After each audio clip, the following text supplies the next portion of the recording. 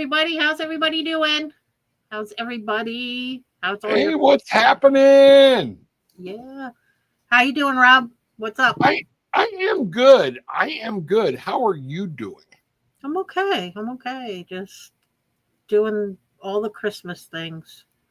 You know? Getting everybody going, finding out, trying to get some of those last minute things wrapped up, things like that. And the season, I love the season so much, and it goes by so fast. And I feel like I spend the rest of the year feeling like I missed it. You know what I mean? I do. I like the sentiment of Christmas, but I hate the stress of it. But I think we talked about this the other day too. Yeah. Well, we've taken a lot of that away, and a lot of that for everybody. It's to take that whole pressure off yourself, and some of that, and it goes back to like when I was a kid. I was an only kid. I wasn't like you having oodles of siblings. So, and I was the only grandchild for the longest time. And therefore, man, I had my Christmas tree, it was mounded, right. Gifts. And that's the way I remembered Christmas as a kid. Well, then I had 4 kids, and we went to things like Nintendo games and PlayStation games and $60 CD cases. Right. And you wind up spending all this money and you feel like there's nothing under the tree. And finally I had to go, I can't keep, times are different, Right. So we do. It's Cash App, send Christmas, I don't even do air. Take it what you want. I told the kids at one point, send each other a card. Don't even change money or gifts, because it's just one of those things of now you're stressed out trying to buy your brother something when you both need $50. Just keep your $50 and send a $1 card, So I hear you. Yeah, it's a lot. It's a lot. So, but we do it. We get through it. So who's all here today? Cynthia and Deborah and Donna. Hello. Yeah, Gillian's in the house. Gillian. Hey, everybody. How are you? All right. I don't think we're missing anybody here. So, that's it. So let's do an update here real quick. Next week on the 17th, we said there's not going to be a show, right? Right. Okay. I have a family member flying in. I've got to go to Boston to pick them up, and I just don't want to be running too late to get back and try to do that. So also for my ladies on Thursday night next week, there won't be a get together for the tarot, but we will have it tomorrow night. So stay there. And then we said on the 23rd, the week after Christmas, the 23rd is a Tuesday night. Correct. So we are going to get together on Tuesday night. And we'll post it, and we are going to do Tipsy Tarot. I'll start drinking about an hour before the show because it takes a lot to get this body drunk, or I'm doing straight shots, and that ain't pretty, No, don't do straight shots. You'll be sleeping on camera. Yeah, But I'm waiting for this. Oh yeah, that's. For everybody that doesn't know what Bridget's talking about, I used to drink to excess, okay? No. Not a lot, but every now and then. And when I got that drunk, it was just not pretty. I was fun, it was everything, but when it was time to go to bed flips, barrel rolls, throwing up, winding up, worshiping the ivory idol, the whole thing. So what I learned is for me to drink, okay, while I'm drinking, you'll see me rub my nose. When my nose goes numb, all right, I stop, all right? I'm in a great place. I'm buzzed. I'm doing good. Everybody needs to find these little tricks about themselves, okay? And then as I'm going through, if all of a sudden I rub my nose, I feel my nose. I can have another drink. You'll be sleeping in the studio. Yeah, I won't try to get upstairs. Cynthia says, "Don't get a hangover, though." Oh no, that's one of the reasons I stopped. I've only had a hangover like twice. I don't know how I was fortunate to be able to just wake up and go, but after I a don't couple of those chat room parties, man, I was not okay. Yeah. Hangover wise. But I have a good friend, Gillian, who for the last 10 years I spent most of my time drinking with, and she would give me emergency and 2 Tylenol and say, take these before you go to bed so that you don't wake up with a hangover tomorrow. Yeah. That and popsicles and sugar. That's what you need. The water, and because a lot of times you're dehydrated, and pissing it all away all night and everything else. So right. What I might do is now you're bringing up old times. I Rob's might job. make a picture of Rob's job, okay? And maybe we'll put the recipe out. And Oh, you should. That stuff it's like drinking boozy. It's like drinking Tang, and you don't taste the alcohol. It's just yeah. My thing is, I'll I've have never some Rob's made job stories. I never made, pitcher size. Okay. Always made 5-gallon water cooler size. Right. So I gotta try to figure that out. Very, very, very easy to drink. Yeah. Yeah. It's you're drinking a little bit when the state liquor store goes, "Hey Rob, glad to see you back." There are a couple of times I've seen at the table drinking that Rob's job, and you go to get up and you're like, oh shoot. They were perfectly normal until they stood up. I'm not okay. I'm just gonna sit right back down. And then the silliness started, I don't have to pee that bad. And could somebody get me a bottle of water, please? Oh, those are great. That was a great time. Oh yeah, that was some interesting, fun stuff. We have some stories. Yeah, it was all rum, like 2 bottles of mango rum, a bottle banana of rum, coconut rum, and rum. What was the other one? I forget. But then a little bit of pineapple juice. We even, if you remember, I even got so good at it. I would take the ice and put it in a plastic bag. So it didn't water it down. So I did that when I made sangria last year. I made the caramel apple sangria. Right. And I put a Ziploc bag of ice in there so that it wouldn't water the sangria down. And I have the plastic, the silicone ice cubes, right? Oh, so yeah. That when I put them in my glass, it keeps the stuff cold, but it doesn't water it down. Don't try this at home, folks. We are professionals. We've been doing this for a long, long time. Oh, yeah, we some interesting times. Yeah, we ought to try to put another trip together. Gil, you never made Rob's job for Gillian. No, I didn't. No, I haven't done it yet. So, yep, we got a trip to the liquor store coming up. So that'll be Gillian. You hold on to your horses there, Gil, because Christmas Eve or day, you are going to be happy. She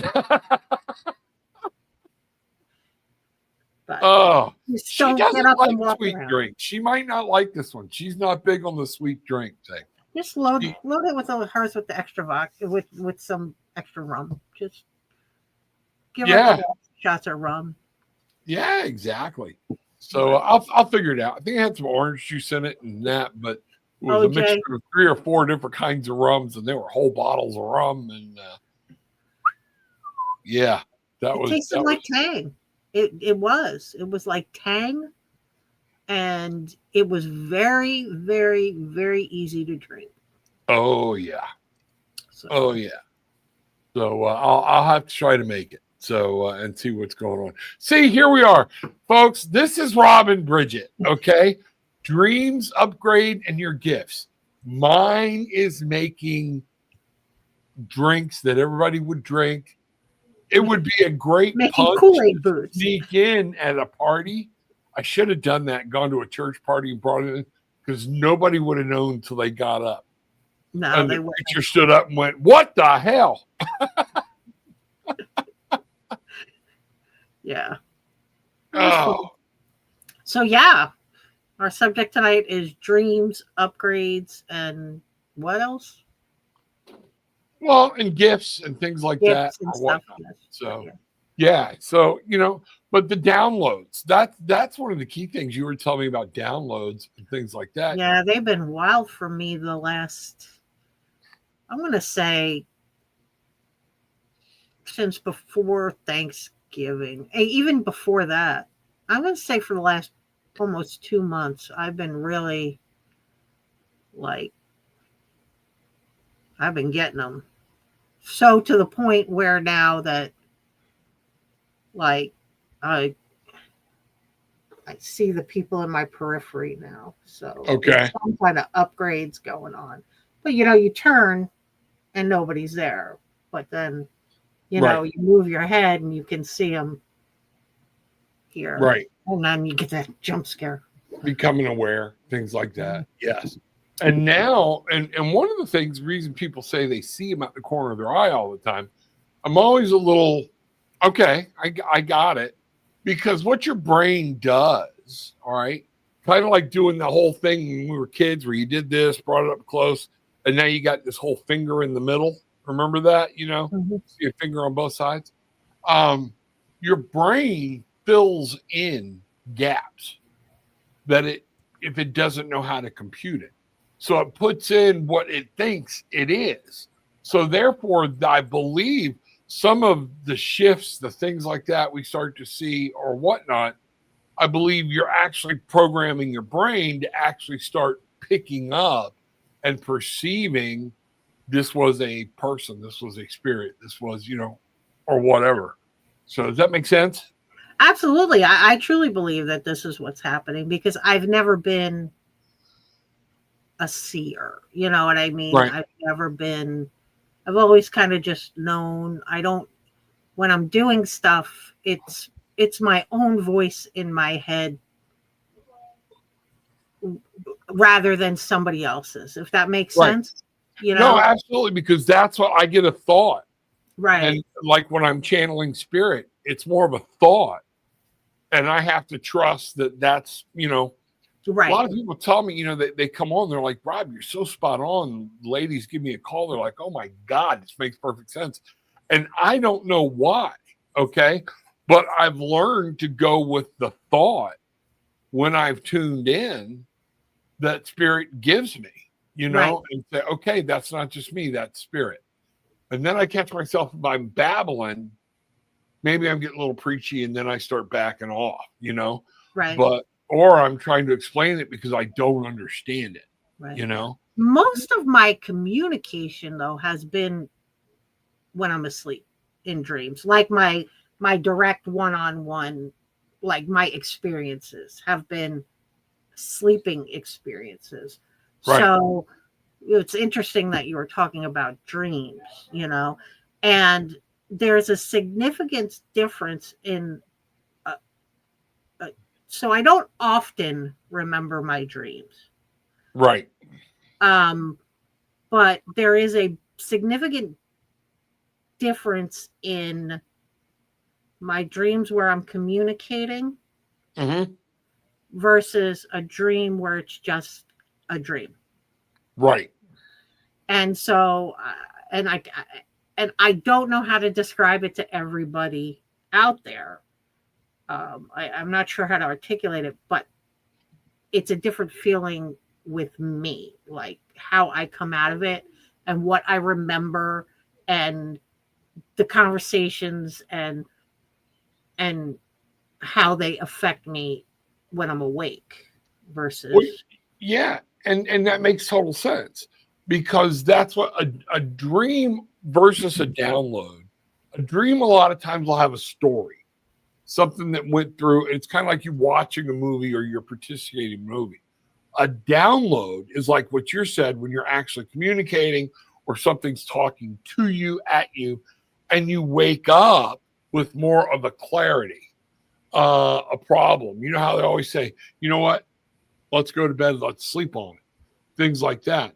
And a lot of times in that, that's where we can receive our downloads, okay? Because we wake up with, oh, wait a minute, that sudden moment of clarity where you solved a problem, you know, or something you need to do. Just a different perspective, right? You ever just wake up and suddenly you're like, oh, shit. You know what I mean? Like you were so dead set on some thought process or some belief system, and then all of a sudden you wake up one day and you're like, well, damn, you know? Yeah. So it's interesting, you know, but I got to tell you that, you know, over the last couple of months, I've definitely been dealing with some, I don't know if you want to call them downloads, upgrades, whatever, Yeah. you know, and it's been interesting. Yeah. It's been interesting. One of the things people need to know in dreams, okay, because dreams was a topic the other night on the show. You know, there are basically three kinds of dreams, you know, and this isn't all scientific, but there are pieces of it that are, if that makes sense. We have a psychological dream, okay, where it's believed by certain groups of people we're dealing with conflicts, we're dealing with resolution, we're dealing with fears and hopes and that type of thing. Then we have what other people call spiritual or prophetic dreams, okay? And this is where we get flashes of symbols. We see numbers over and over again. Angels might deploy, but you're not getting a direct message. Does that make sense? Yeah, I literally talk to dead people in my dreams. Literally talk to them. Right. And so that is actually, if you're literally talking to them, having a conversation, and you're remembering that when you get up, I don't know if that's so much a dream as it is A your visitation. way. Yeah. Right. Yeah. And that's what I was trying to articulate. You know, there's a big difference for me, you know, walking a purple spotted dog and a visitation dream. You know what I mean? Like the feeling and what I come away from it with is vastly different. You know, it's yeah. Yeah. And that's one of the key things. A dream, a lot of times, will happen when most dreams actually occur when we're in that REM state, in that deepest sleep. This was a great course of study for me in school. I loved it because in all of science technology, with all the functional MRI, scientists still don't have a set belief or knowledge of why we dream. Right. There's still a very staunch group of people that say the brain is just defragging. There is still a bunch of people that say your mind's replaying episodes back and it's trying to get all the data, like defragging, okay? Mm-hmm. And it's getting all the data you took in during the day and over that week. Correct. And one of the problems we have, the reason dreams can get so weird, is a lot of people aren't sleeping properly, okay? Right. So they know, like me, I have a hard time getting into REM state. So therefore, my dreams are far in between. And if you're waking up, remembering a dream, and you have a slight headache, that's a sign to check for sleep apnea. Right. Because when you hit that REM state, now you're in deep sleep. And one of the cool things about it is what they do know is that there's a portion of your brain, and I don't remember if the amygdala, which portion it is, but that portion that tells us what's real and what's not real goes to sleep. So when we start to dream, that portion's turned off, and that's why our dreams can seem so absolutely real. Yeah. I don't have trouble. Well, most of the time, I don't have trouble falling asleep. I have trouble staying asleep. And I will wake up 2, 3, 4 o'clock in the morning, and then I'm up for the rest of the day. So, and that's a huge download time.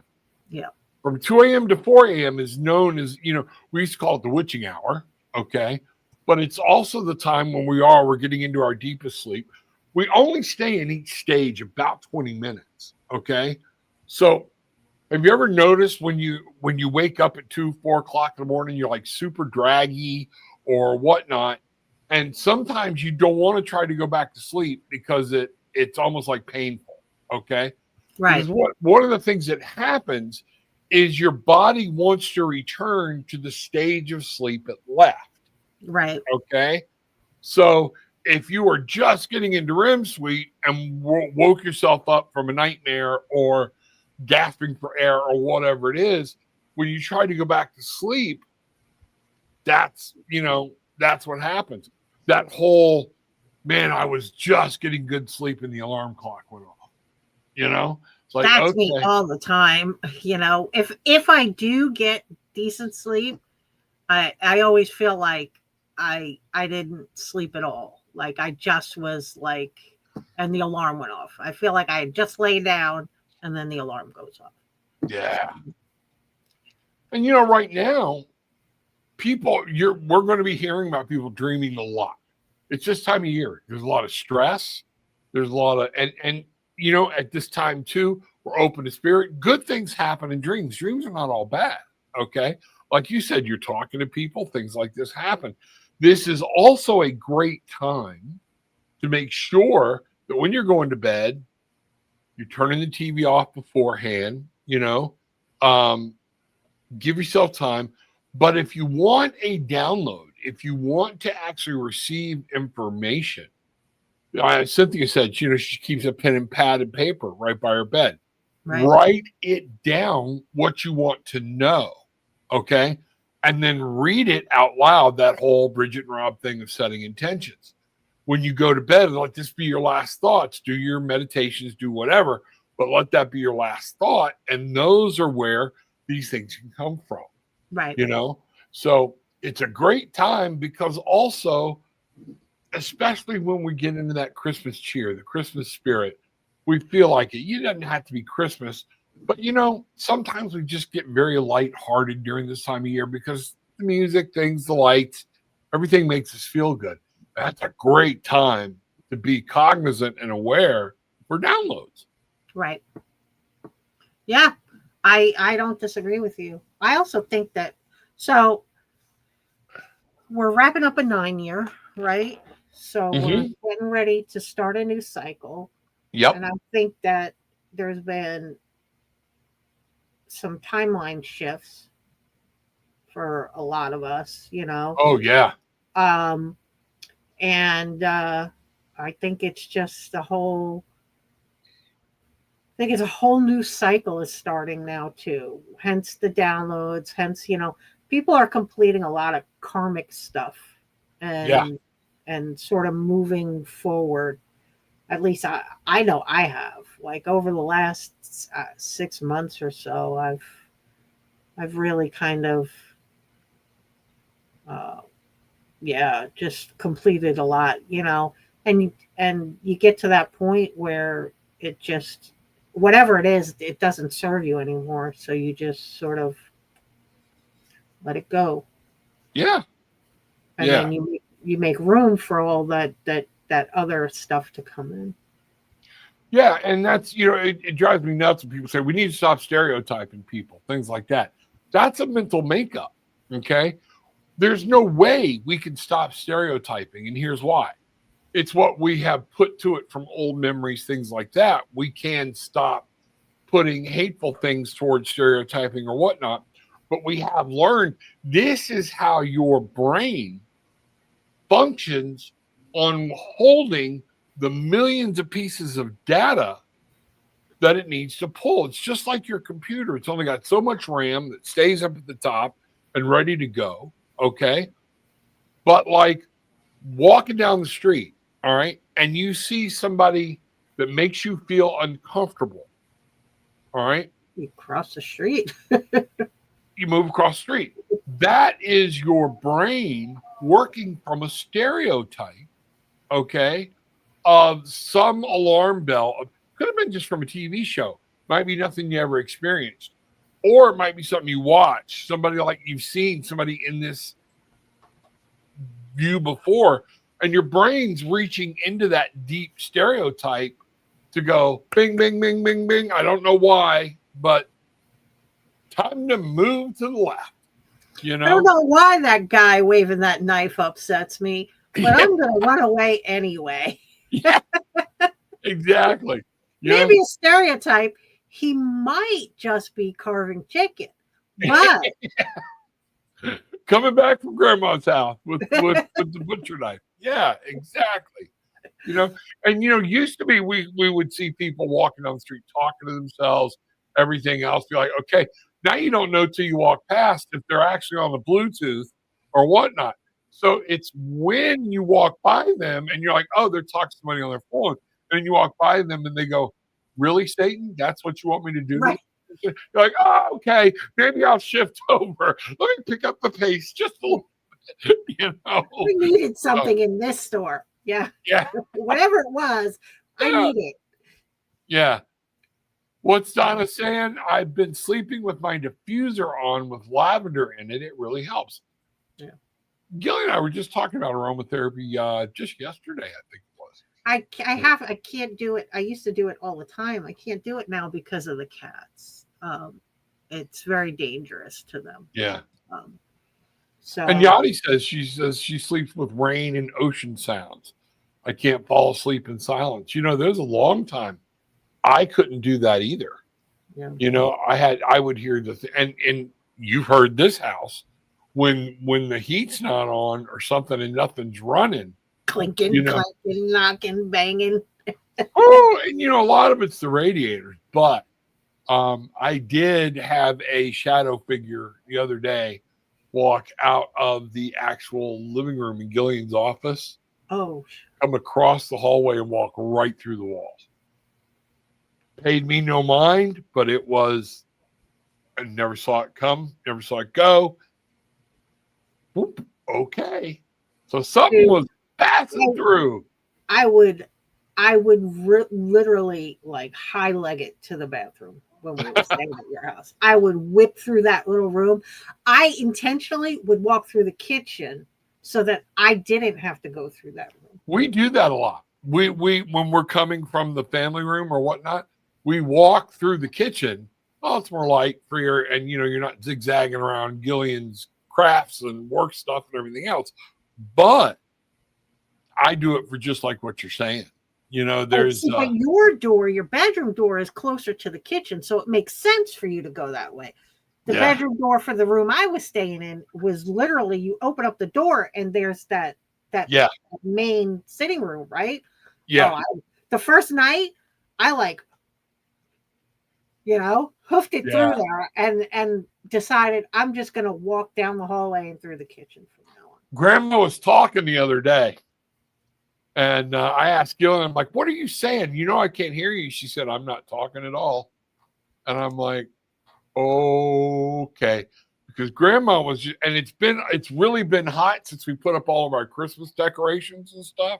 Right. So I'm waiting to see if we're going to find out if she loved Christmas, whatever was going on or whatnot. But there was definitely, I thought at first she was listening to YouTube.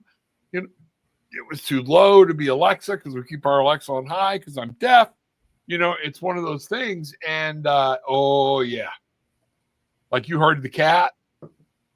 I heard. Yeah, well, I was just thinking, where are all those cats? Who has cats? Why all those cats? Why do I keep hearing the cats? Right. Yeah. Well, and Cynthia, not all shadow. Like I said, it paid me no never mind. It was going somewhere that had nothing to do with us, me, anything. It went right through around the house. She just and was gone. Yeah. She just walked because I was seeing her outside. She would walk past that bay window all the time. Yeah. No, we always see her outside, and it is something's always moving outside. And I think she loved this property. I think she loved the, different things or whatnot. Yeah, But I think she's just walking around, tending to her yard and her flower beds, and yeah, with her damn loud cat following her yeah. around the yard.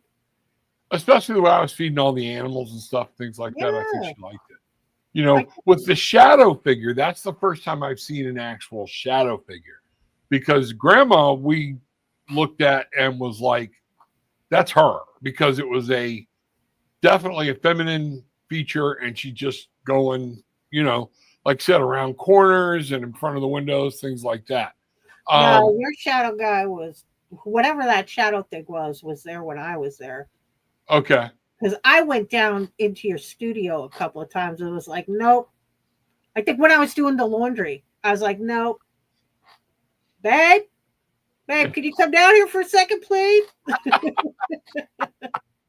And what people need to know, my studio, it's a very nice. Oh, it's beautiful. Not a dank, scary basement. I've got TVs, pool tables, carpet, it's bookshelves. It's absolutely gorgeous. You can live but down there. Are times I know something's shifting or what. Like I told you about the time we heard something banging on the ceiling. Then Gillian finally heard it. Where all those shelves are, I was like, dude, man, like you got to understand this area is gorgeous. It's completely built out. It's beautiful. It's not like some creepy dungeon. No. But it's not a creepy basement at all. I will stay down here for hours. But I do know this. There are times when I come down, you can feel a presence. And I have to take a breath and go, this is not, there's nothing here that's going to hurt me. I'm doing laundry like, okay, I get it. I'm just doing the wash. Like I'm talking to the laundry room while I'm putting wash in the washer. It's like, dude, I got it. No worries about me here. I'm just washing my drawers. Don't worry about it. It's cool. I'll be out of here, like nothing. Right. We're good. But it's really gotten pretty active since the Christmas lights went up. So I'll be anxious to see what comes on. Gillian shuts doors. She's got the the witch's bells on every door. So if somebody opens the door, she'll hear the bells ringing or whatnot. So I wonder what about the Christmas lights have it just has it creating more activity? I don't know. It just the idea that I think somebody is happy is what I'm getting. You think? Yeah, I don't get any badness out of it all. There's just activity, They need to cross over and be at rest. See, well, go ahead. I think that some the area of the United States that Rob lives in carries such a vast amount of history and psychic residue, I guess, for lack of a better term, right? I mean, what would you call it? Like exactly that to say they need to cross over and be at rest. I just think it's just so much overlapping energy that and Bridget saw it out on the edge down by the woods where it comes across this very nice glen. Is that what you would call it? A valley or what? Pasture, whatever. There are trees, and they're pine trees that are so old. They're hundreds of years old that I can't even get my hands around it. Okay.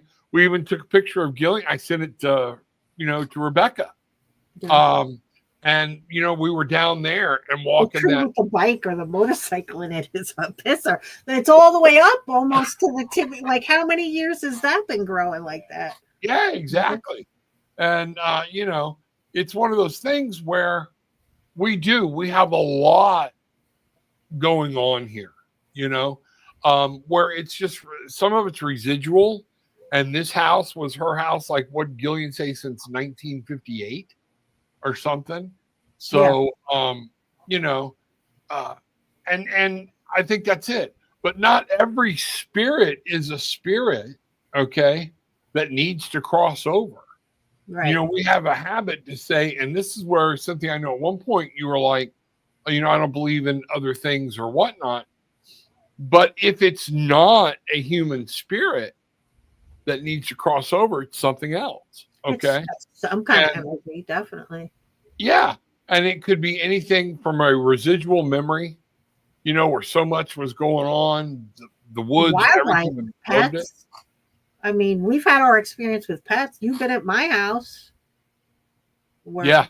you know, the damn. We got to get that video if you can still. I looked and I couldn't find it. So I know that I sent it to you guys, but I don't have it anymore. So I don't know if I sent it directly to you from the Blink app and it deleted, because it deletes like every 30 days. And I'll have to look. I haven't deleted any of our texts, so I'll have to try to go in and find it. And I don't know if I sent it to you. Talk about the newest one that happened. All right. This is going to be good. Okay. At night, I can't sleep with my wedding ring on. Sometimes I can, but it's that thing of something's on my hand. I can't. So I take it off. It's either on my stand next to the couch, okay, or it's in the on my nightstand next to my bed. Right. No ifs, ands, or buts about it. I got up 2 weeks ago and was like, "Where's my ring?" I couldn't find my ring. I was tearing the house apart for it. I had the girl that was coming in to clean. She got on her hands and knees underneath the bed, everything right there. So something's playing games. This is going to be, and to the point where, okay, we've tore up the car, and I'm like, it wouldn't be in a restaurant. I never would take it. And all of a sudden, the other morning, just like 2 days ago, I get out of bed and I step on my ring. I got a story. Right, not under the bed, dude. Step on my ring. And I'm like, what the hell? I have a same story just this last week. So really? you know Bruce's Apollo travel jacket, the brown one. Yeah. It says Apollo Travel on the back, the one he wears when it gets chilly. It's been chilly on and off here. Well, Florida chilly. And he's wanted a jacket. And we couldn't find this jacket anywhere. I went through the closet in my office, our bedroom closet, the closet in Christopher's room, twice. Bruce went through the bedroom closet 3 times. All right. We pulled the storage tubs out from under the bed. We thought maybe they got put in there when we were taking these clothes and storing them for the season. Not in there. Christopher pulled out the storage tubs from his bed. Maybe they got mixed in, because before Chris moved back in, Bruce was using that closet to hang some jackets and stuff. So we thought, well, maybe they got shoved under there. No. Last night, I did another pass through the closets, and Bruce did another pass in his side of the closet. This jacket was not there. I looked in the garage. I looked in my trunk. I looked in Bruce's trunk. I looked through all the cars, everywhere. Jacket's not there. I shit you not, Rob. Bruce woke up this morning, went into his closet to get a work shirt, and hanging like, jacket, space, clothes, space, jacket, space, clothes. Jacket. Right there. So he comes walking out of the bedroom with the jacket on. I'm like, where the trip was that? He's like, it was in my closet. I said, bullshit. I call bullshit. He goes, babe, you just watch me walk out of the bedroom it literally, he's like, I went in to get a shirt, and there it was, like, whole jacket. And I said, that's insane. Like, that is strictly paranormal. And he actually said to me, I agree with you. I absolutely agree with you, because we have looked for the last week for this jacket. He does not want to believe, but things are hitting, especially being around us so much.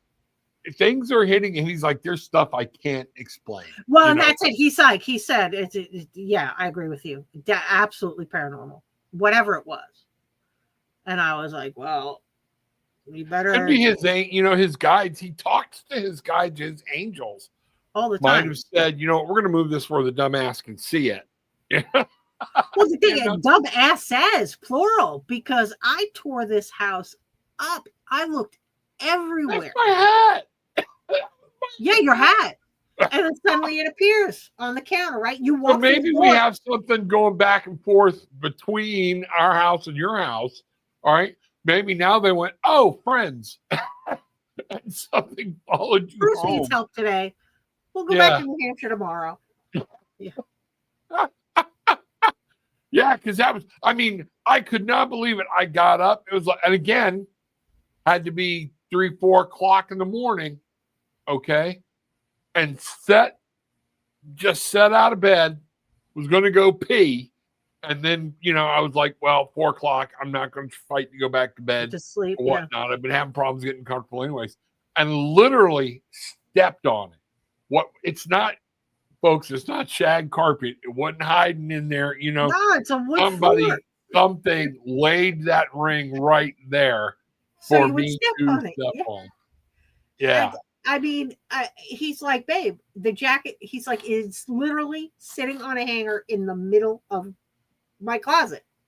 Like there's no way both of us would have missed it on the multiple occasions that Do you think things like this happen, and sometimes it's a good thing and they're trying to get our attention, because you and I get so lost in the real world, okay? And we ask for things, we're looking for things, the gifts, the signs, and then all of a sudden that is non-existent to us for several hours. And something goes, do you think that could be something that's reaching out and going, hey, don't forget us, I'm not sure. I don't, because, and here's why I don't think it is. Maybe for Bruce it was, but I don't think it was for me, because I have made it a practice for the last, I don't know how many months. I get up every single morning and I pull tarot cards, not just. You're very robotic about it, and that's good. I don't mean that in a bad way. Not just for the collective, because once I'm done posting for you guys, I'm sitting for another 30 to 45 minutes pulling cards for myself. Right? Yeah. So what I pull is for the collective, and then for another 30 to 45 minutes, I'm working with cards for me specifically. And so maybe a year ago, I would say that was kind of the tap on the head of, hey, we're here, pay attention. But I literally, and I've gotten very lax about that. Something about my sleeping pattern. I'll either wake up at 4 o'clock in the morning. There have been times where I have woken up at 2-3 o'clock in the morning after we've only been to bed for 2 to 3 hours, hearing something moving or whatnot. And because the house is so big, I never know if somebody broke in through the garage or down in the basement or whatnot. So I'm up doing a sweep of the house. And yes, I'm armed. Okay. Because it was that real of what I heard. And then I am, okay, I'll just go in the family room and fall asleep in there and turn the TV on and, go away. I have gotten very bad about not doing that. Gillian is still very good at that. I need to get back in the habit.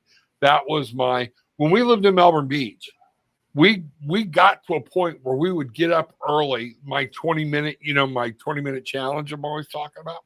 Right. And I would actually leave the house, drive down to the beach, okay, and sit up top and just take some cards, do whatever. And I've gotten out of that habit. And I think Spirit's begging me, hey, knucklehead, it's time to, come back home, completely come home. Well, a So, lot of times if I'm up early, 2, 3, 4 o'clock in the morning, I don't put the TV on. I'm on my phone, but I don't put the TV on.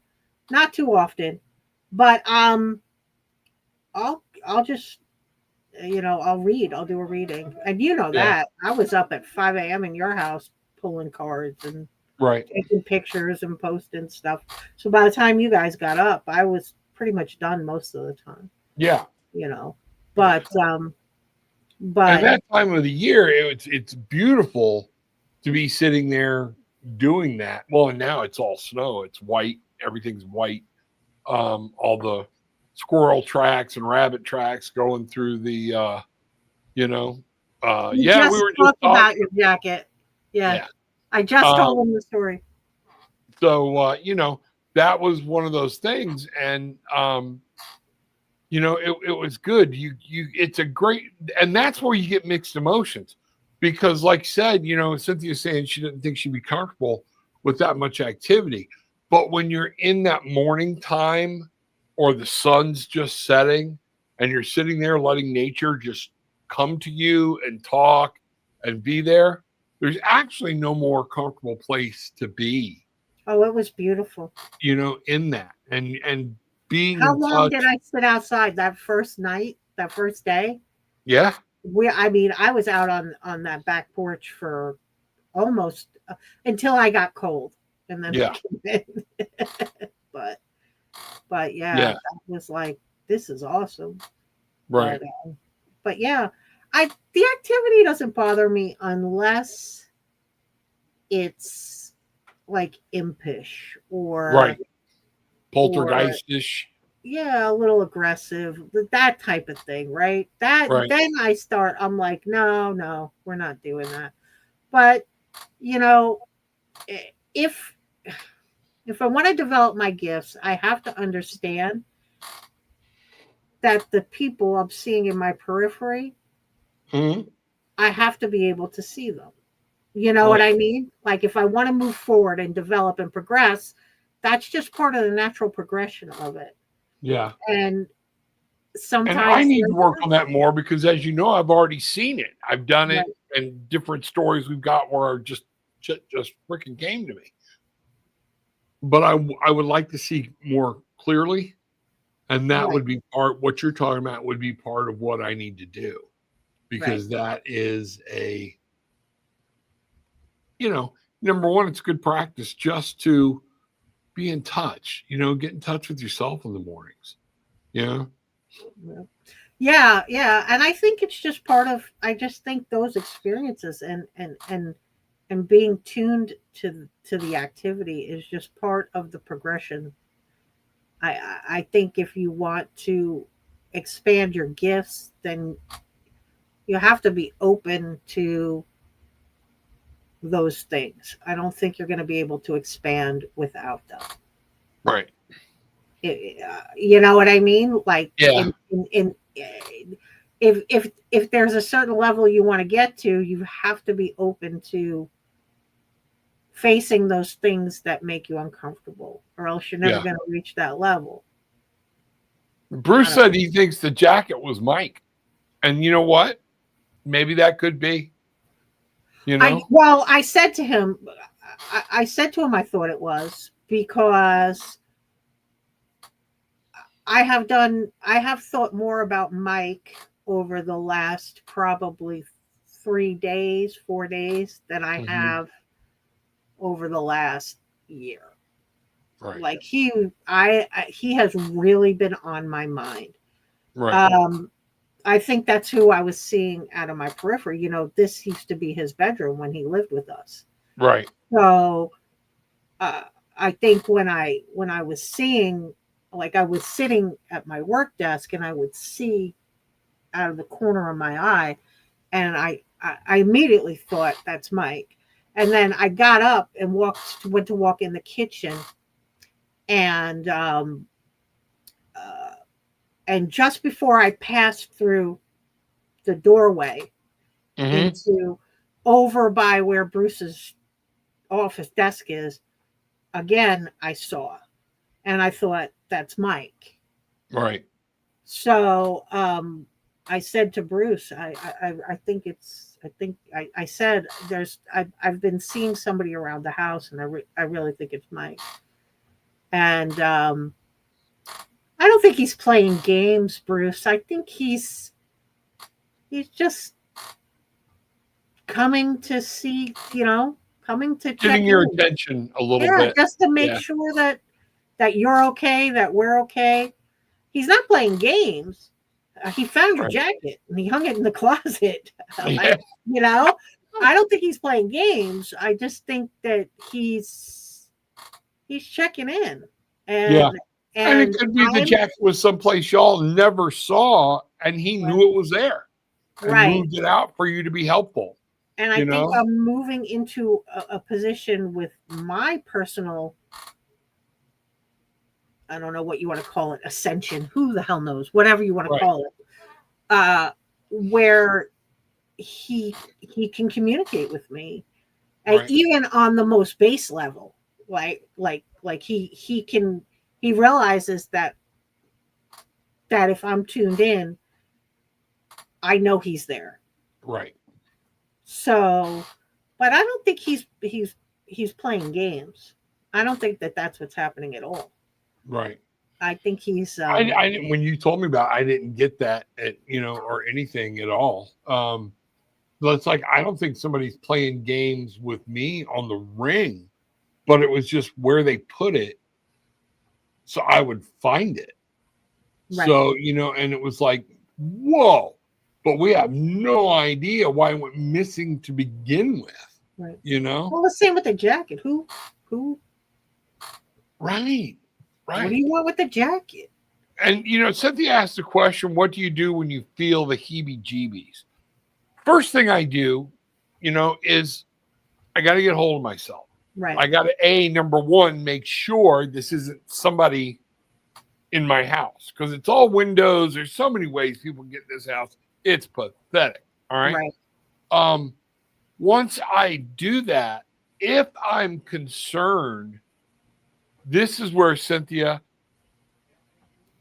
one of the reasons I say there are dark things out there. Now, whatever that is to you, if or somebody else, just because we don't believe it doesn't mean it's not there. Right. Okay. But if you're getting the heebie-jeebies, it's something that's there that you don't want to be there, whether it's a person or something else. I will then declare, all right, whatever's going on, this is not good. It's uncomfortable, and you need to go. Right. I will. Okay. I will say out loud, not today. Right. You got to go. But I have to, me personally, because of my anxiety, mm-hmm. I have to determine, is it truly heebie-jeebies, or is it my anxiety messing with me? Right. Once I can determine that, I can move forward. But the last time I really got the heebie-jeebies, number one, I was here alone, so I didn't have anything to, Gillian was, away, and I fell asleep in front of the TV, turned everything off, went to bed. Within minutes, something was walking up and down that hallway. And I mean, they were plodding. And I'm like, whoa, wait a minute, And at that, I just walked out and went, whatever this is, you got to go. Right. Okay. But it rattled me. It was so real. Okay. That again, I did a quick check because I heard it upstairs, where I actually went into the rooms and looked to see if anything was moving, what was missing, if somebody was ducked down behind a corner.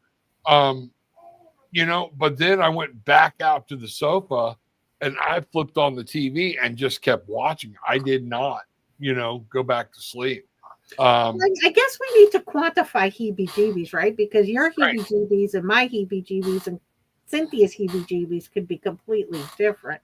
Right. When you say heebie-jeebies to me, it's like something's not right. There's something wrong. There's something darker or unwanted about it. Heebie-jeebies to me just means I feel something roaming around. Right. It doesn't necessarily mean that they're bad or creepy. There's just something is afoot. Something's around. And so why are you here? What do you need to be here for? Right. Well, and actually, Cynthia, one of the things Gil and I are talking about, we're talking about moving. Okay. Not because of this. There's other things that are actually more physically at play with the house and everything, doing a lot of maintenance, a lot of things we didn't plan on. But no, I don't sleep in this house like I did in our apartment in Portsmouth. Right. I do not. And again, it's got radiators, it's fuel oil, it's fuel heated, it's all coming through the baseboard, so you don't know what's popping, snapping, going or anything. But I think Bridget brings up a good point. That feeling that creeps up your back and makes your hair stand up. Okay. Yes. But is that a good feeling or a bad feeling, Cynthia? That's what I need to know. When it does like that, we call that in Old South, a duck walk across my grave, right. One of those things. And that was generally a woo, the goosebumps, things like that. But it's not associated generally with I wonder what that was. I felt that, like what you're talking about, walking through an apparition, walking through a spirit where you feel that cobwebby feeling coming over you. Yeah. Where you walk through it and you're like, oh, okay, what was that? Right. But that's not the heebie-jeebies to me. The okay, she's saying bad. Yeah, but is it bad because it's an unfamiliar feeling, or is it bad because the energy is bad? To me, it's when the energy is bad. Right. Yeah, when I'm saying heebie-jeebies, So heebie-jeebies, like I said, to me, is just that feeling that and it could be a good feeling or a bad feeling, but it's just that feeling that, or even just a neutral feeling, just that knowing that there are things about, right. just whatever. I call that my spidey senses, right? My spidey senses tingling. So for me, that's what heebie-jeebies are, like hair standing up. But my hair, whether it's scary or it's just a regular experience, the first thing that happens when I'm connecting is the hair on my arms stand up and I get sort of like, woo, like, yee. But so for me, it's that whole like sick in the pit of my stomach. I gotta kind of get the hell out of here feeling. Yeah. That's for me. That's when Cynthia and I say heebie-jeebies, that's what we're talking about, is that, like she said, walking down a dark alley, it is a fright. It's a fear. It's something dark. This isn't comfortable. Okay. Not just the alertness of a presence, but it's the alertness of, like you said, a bad energy presence. Right. Something that's there. But Cynthia, I use that term when I know that something's going on with Rob and Gillian and they haven't talked to me about it, I will call Rob and say, hey, Rob, my spidey senses are tingling. Yep. What's up? And so that's kind of, it's very, I don't know, right. for me, that odd feeling, and it's so it's not a normal feeling, right? It's a different Right. feeling of what you normally feel. So maybe it feels like it's creeping over you. Yeah, You exactly. know? What's going on? What are you hearing? What are you seeing? But that key thing is, what are you feeling? And again, I've been startled because of things I didn't expect to see or whatnot. But once it all settled in, I'm like, okay, it's all okay. Right. Yes. And so it may have started out with the heebie-jeebies, but then it's like, okay, that was just my senses letting me know something is Like here. that antenna peaked up, like, okay, we've Yeah, got stuff. But the exactly. walls aren't bleeding, right? So, Right.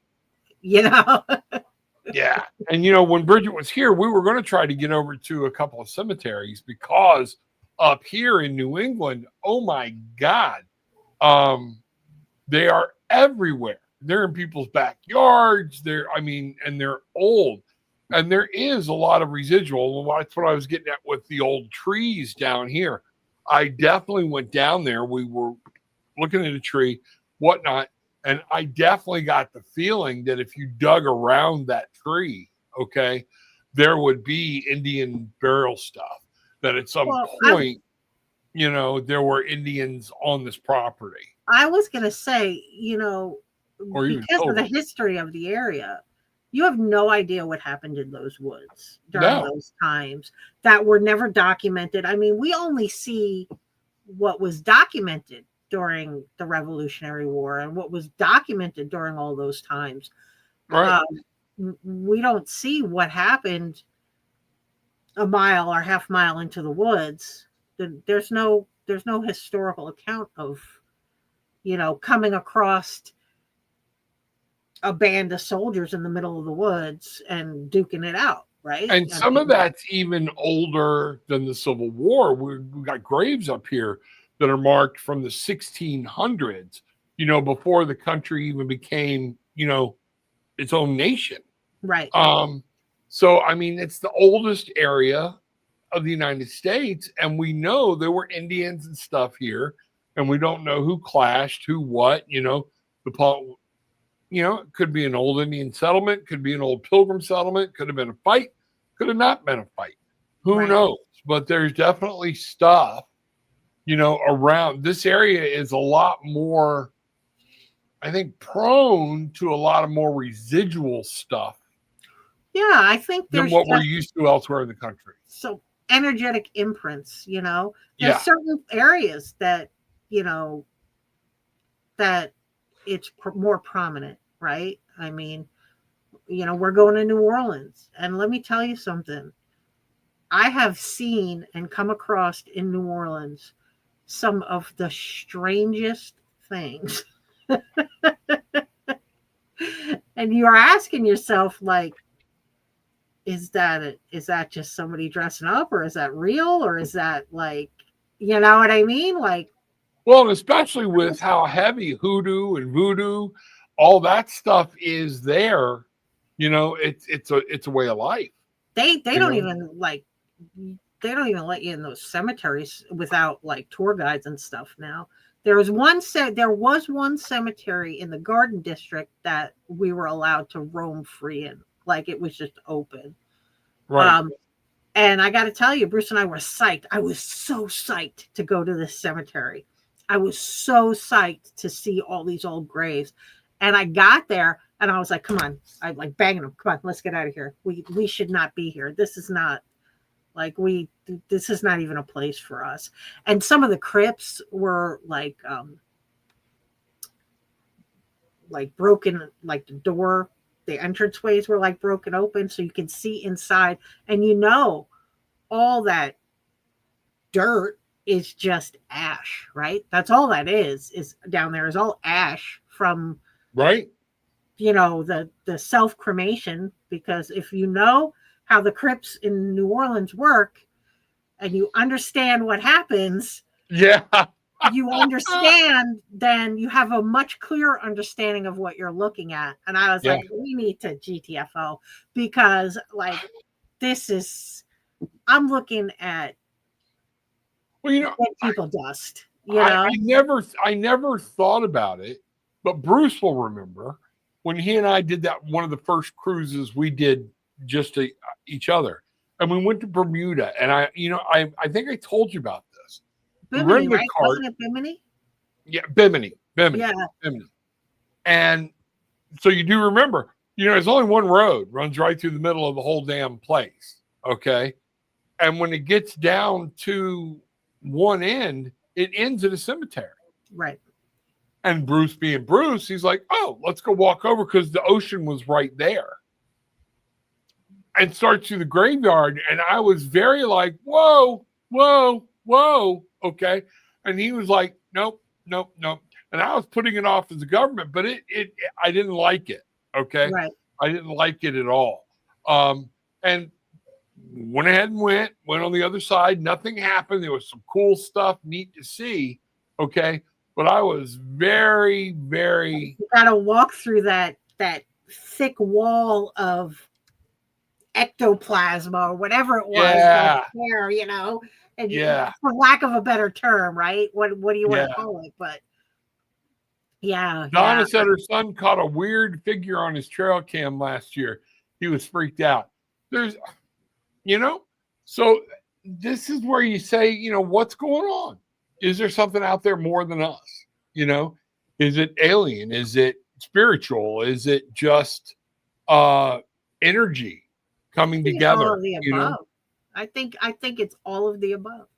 Yeah, to be perfectly honest with you, I think it's just a little bit of everything. All just. I agree. Just trumping around. I agree. I think there's a lot of sort of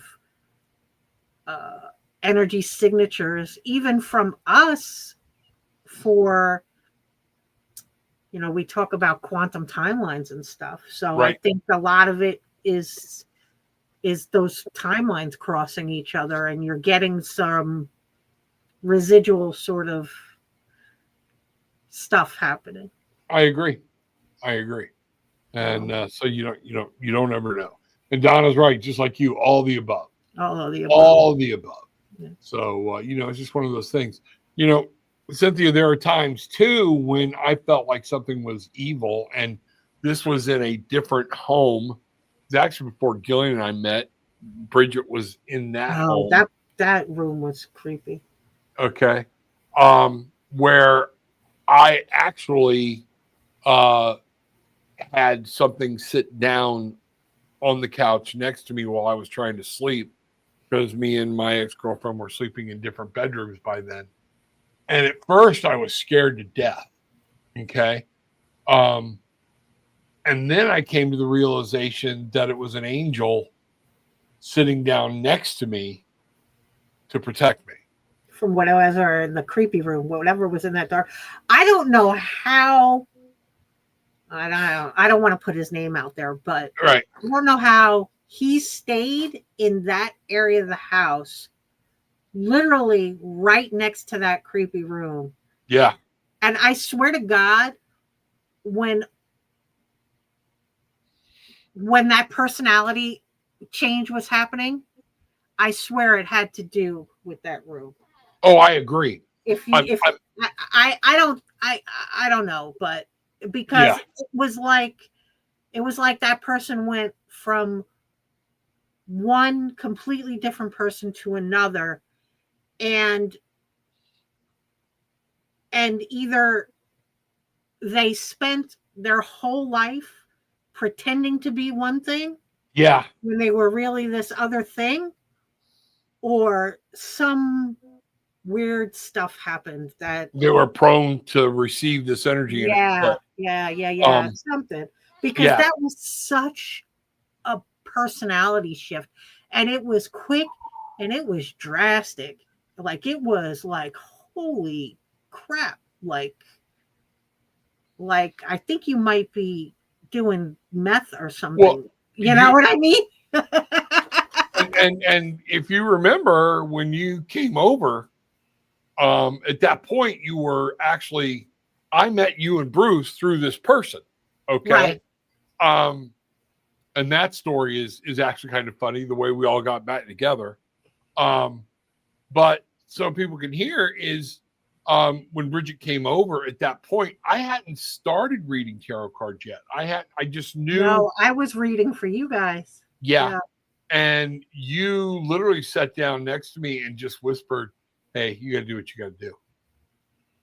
You didn't want to say it. Time to go, and that's what happened. And I did, it was time to go. And then when we came back to get stuff out and they left, it materialized in that big black blob. And I went after it. I was pissed because I felt like it screwed everything up.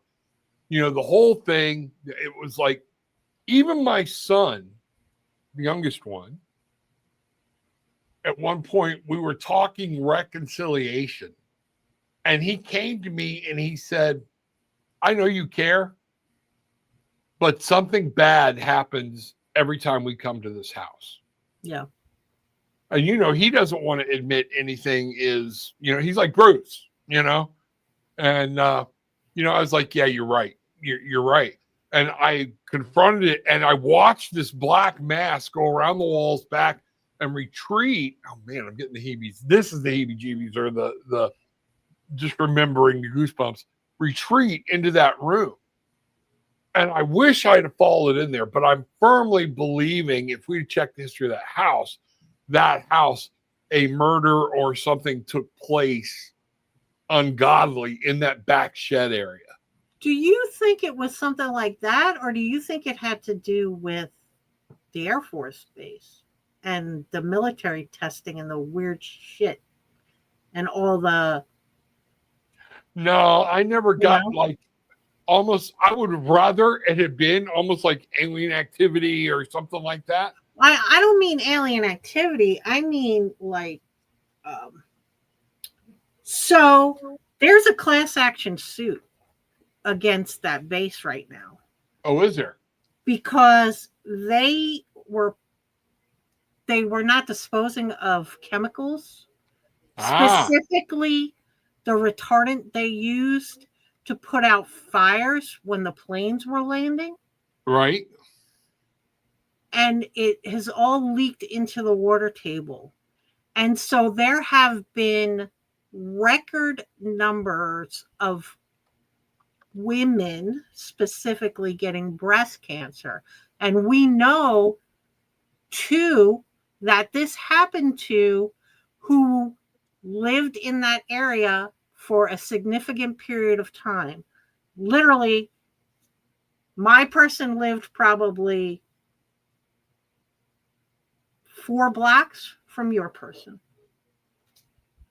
So, and remember, the first house we were in over there was actually closer to Patrick than that one.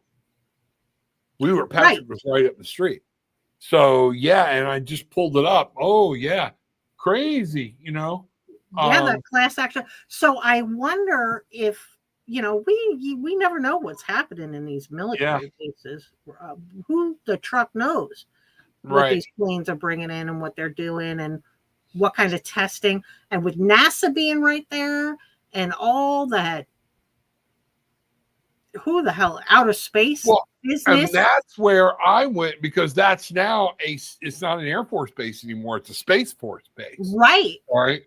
And people don't even understand, in Palm Bay, 30 miles away, if that, more inland, there's another Space Force base.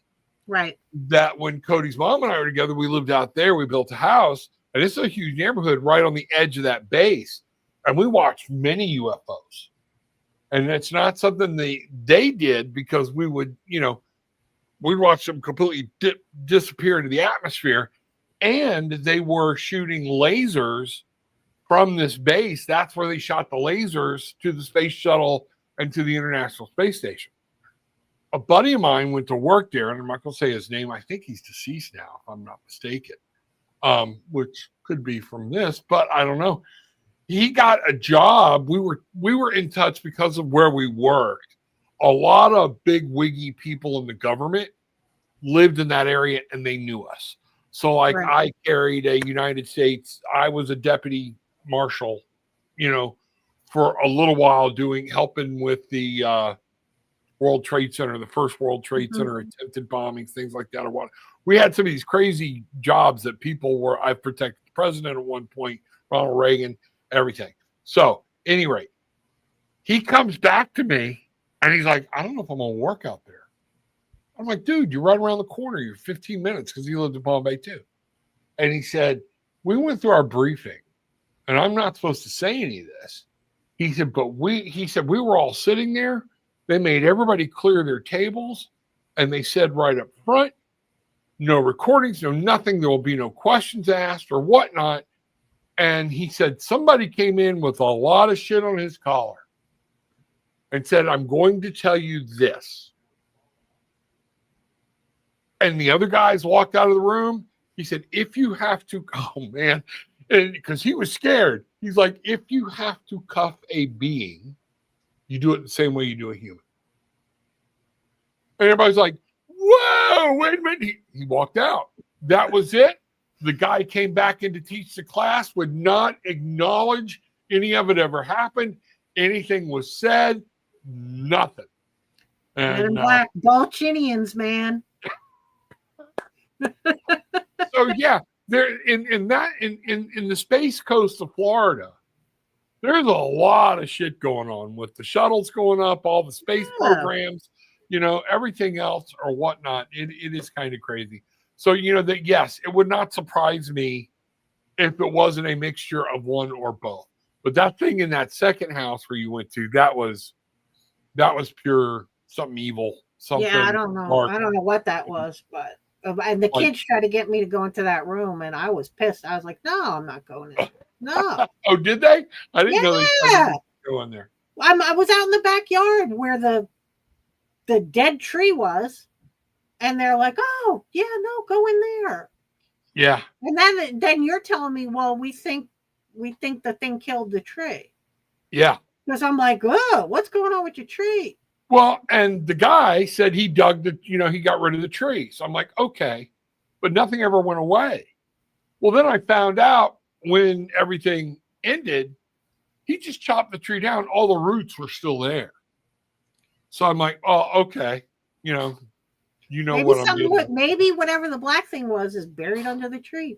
I wanted to go dig it up, but that is crazy. You don't do that. You don't open shit in caves. You don't take things home from Hawaii. We don't dig up anything that could be covering some sort of dark entity. He had 2 dogs. Okay. And we'd be sitting in the first part of that workshop and everything was fine. It's that second part that was very dark. Nobody wanted to go back in there. Okay. And the dogs would come out and sit with us while we were cleaning stuff, doing whatever. And we're just sitting at a workbench. And all of a sudden I hear him, yeah. And he's being real quiet about it. And I'm looking over and what? He said, and he went like this and he pointed at the dogs. And they were literally sitting on the floor. They were laying there a minute ago. Now they're sitting up. They're looking into that room. They're both staring, 2 dogs, not 1 dog.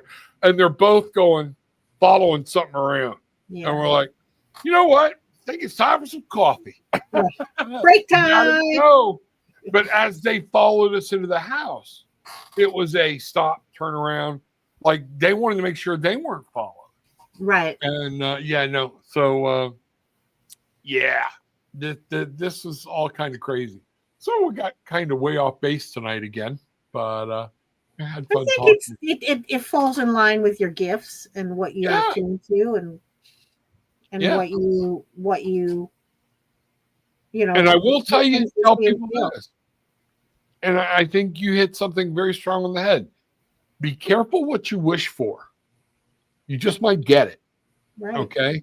And you have to be ready to confront things you don't understand or believe in. Okay. To keep an open mind about this or whatnot. And then you have to have a grounding system. You have to have things in your, where to go, what to do, things like that. But you also need to learn how to put a wall up, how to block it, how to negate it, and everything else. So, right. And you have to have that faith in yourself to know that you're capable of mitigating a circumstance if you need to. Absolutely. You know? Absolutely. I have very, very, very little interaction with the things that give you guys the heebie-jeebies. I really do. In my whole experience, I only on very few occasions have I ever come across where I was like I noped it out of there. You know what I mean? And like, nah, no, not doing it. But most of my experience has usually been pretty interesting, you know, or informative or educational. But you know, I never was like battling demons. You know what I mean? Not really. And I don't know if that's because I just have a really awesome sort of team that everybody insists stays around me at all times. So I just don't fall into those things. Like they just don't let me, they redirect me or whatever. But I don't know. Or if it's just that I just I choose like. Well, I think you've got a great into my life, so I just don't see them. I think you have a great filtration system. Okay, where your angels, your guides, your ancestors know she doesn't want to deal with this. So I think they do. They screen it. You know, I think a lot of things are screened or whatnot. You know, the closest I've come to seeing you go, what the hell was the video? You know, of the thing that was like that was in your house. You know, yeah. I'll see if I can't find it. Okay. Yeah. So. Yeah, that was in my house. That was, and I don't usually have stuff like that in my house. So. Nope. Nope. You'll find that random.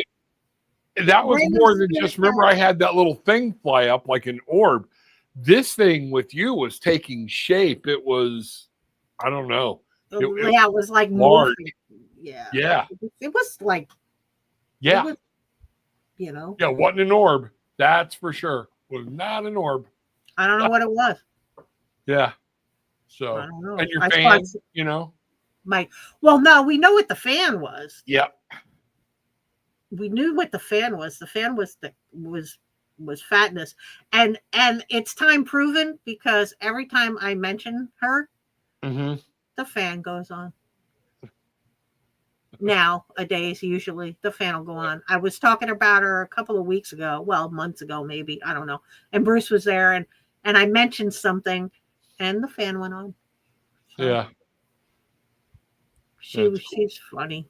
She just wants me to know that she will always, in life and death, she is my familiar. Yes, absolutely. Absolutely. So, wow. What a night. Yeah, we had a good, this was an interesting show. A good chat. Good. This was good. Yeah. All right. So, okay, so we're off next week. We'll see next week. The 23rd. We'll do Tipsy Tarot. We'll do Tipsy Tarot. And yeah. If I decide to go solo without Rob, I'll post a thing. The odds are probably not strongly in that favor, but we'll do it. We'll try. We'll see how I feel. Okay. You know, we will have just been getting back from being out of town, so I may not just have it in me. Yeah. But yeah. All right, guys. Everybody, have a good night. We'll see you in 2 weeks, and it's a Tuesday, the 23rd, guys. Tuesday, but we'll post something. All right. Yep. So have a good night, guys. Bye. Good night.